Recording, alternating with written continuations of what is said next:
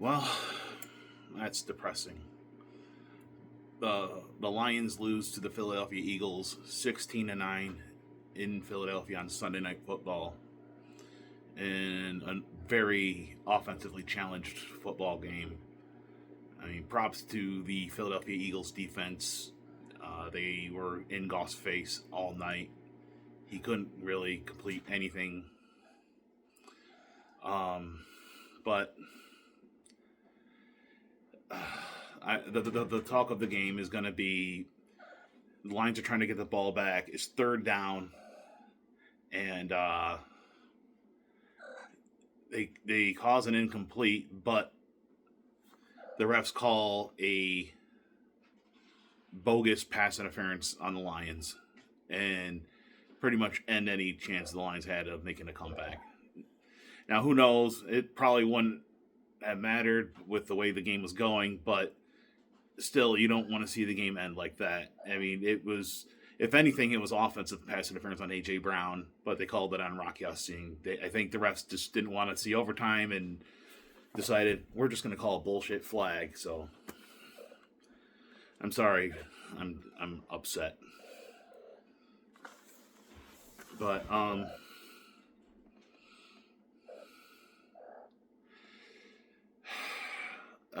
don't know. I have nothing really to add. I had some questionable coaching decisions by Dan Campbell.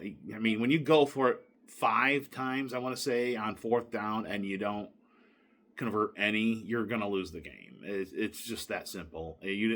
There was one time he went for it at the 3 yard line with this kind of game as it was. He doesn't kick the field goal. My cat is driving me nuts. She's in heat right now, so if you hear some weird noise in the background, just ignore it. She's just, I don't know. But yeah, the coaching decisions were terrible. I don't know why you you go for it at the 3 yard line in this kind of game where points were at a premium, and then they decide to punt it with 5 minutes to go when you're down 2 scores. None of these decisions made sense. But honestly, the story was the offense. The Lions' offense, one of the best offensive in the league, just could not get anything going against this Philadelphia defense. Like and the Lions tried everything and they just couldn't do it. So I guess this just means the Philadelphia defense is just the best defense of all time, and we're just gonna have to deal with it or something. I don't know. There's some. I mean, I've never seen the Lions' offense look this bad against anyone else outside of Week 1 against Green Bay, and that's probably because I don't know. Goff probably had his worst game, at least completion percentage wise. He had, I think he had like 6 passes that were just batted down at the line of scrimmage. Just drop passes. Nothing went right. Lions did manage to score 1 touchdown on a 40-yard pass to Jameson Williams, but then he celebrates by jumping on the goalpost, and that is an automatic penalty. You cannot touch the goalposts in a celebration. So he's not only going to get so. Of course, they enforced the penalty on the extra point, and of course, with the windy conditions, Jake Bates misses on the extra point.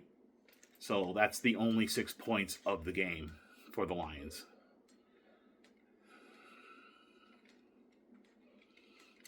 I don't know. This was a tough one. This was a game the Lions. These are the games the Lions need to win against tough opponents. And now, I mean, I think at this point with this loss, you can forget about getting the 1 seed. You're sick. You fall to 6-4. At this point, you got to think about winning the division. And right now, the Lions fall to third place. The Packers are in second, and of all teams, the Bears are in first with a 7-3 record. Even though the Lions have a tiebreaker on them, but it don't matter when you lose games like this. They just could not get anything going. This was a tough game to watch.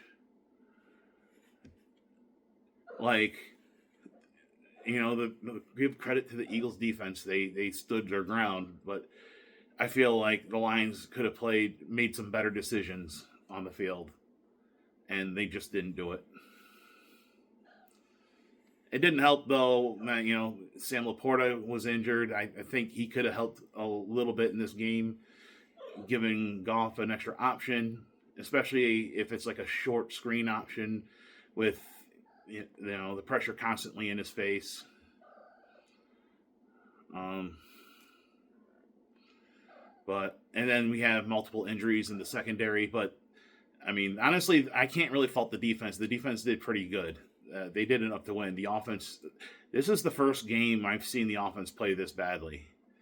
And I know much ado was made about Dan Campbell taking over the play calls over John Morton, and now that's going to probably be reevaluated. I don't know. I mean, look, these are the teams that you're going to face in the playoffs, and you need to play better. I mean, there's just no excuse. You're going to have a lot of injuries, and you're just going to have to play better than them. You're going to have to rise above it. You're going to have to outmuscle them. You have to outspeed them. You're going to have to play better. Suck it up and deal with it, because this is not going to make it in the playoffs. I mean, assuming you make it, they will. But now you're going to play against teams that are actually good a couple months from now, and you need to step your game up. Point blank, period. And we'll see what happens.